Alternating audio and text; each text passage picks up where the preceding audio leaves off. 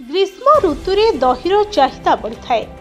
किछि लोक चीनी सहित दही खाइबा को भल पाते तो आउ किछि लुण सहित स्वाद बढ़ाइबा को चेष्टा करते। सेहिपरि किछि लोक अछंती जो माने एथिरे किछि न मिसाई खाली दही खाई थांते। किंतु दही खाइबा पई सठिक उपाय कोन? ऋतु जहा हेउना काहीके लोक माने खाद्य सहित दही खाइबा को बेस पसंद करते। तथापि यार चाहिदा ग्रीष्म ऋतुरे वृद्धि पाई थाए। किछि लोक चीनी सहित दही एवं किछि लुण सहित खाइबा को पसंद करते। तेबे दही लुण सहित खाइबा भल ना चीनी सहित भल? 90% लोकंकु यह खाइबारे कन्फ्यूज रहउछे। तेबे आसंतो जानिबा दही केमिति खाइले अधिक फायदा मिले।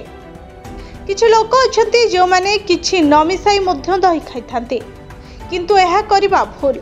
कारण यार प्रकृत गारिमा यार प्रकृति अम्लीय एवं यहाकू किछि मिश्रण न करी खाइबा ठीक नुहे।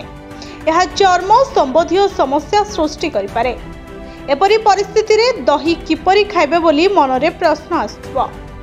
सुस्थ रहिबाकू आपण दही रे लुण किंबा चीनी मिसाइबा उचित कि? एपरि अनेक किछि प्रश्न अछि जहा विषय रे लोक माने द्वंद्व रे रहंते।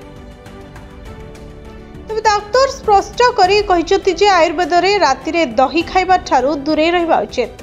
दही प्रतिदिन न खाइबा को चेष्टा करंतो। केवल एतिक नुहे, साधा दही खाइबा परिवर्ते एथिरे मुग डाली, महू, घियो, चीनी एवं अळा मिसेई खांतु। यह करिबा द्वारा स्वास्थ्य पई अनेक लाभ मिलथाए।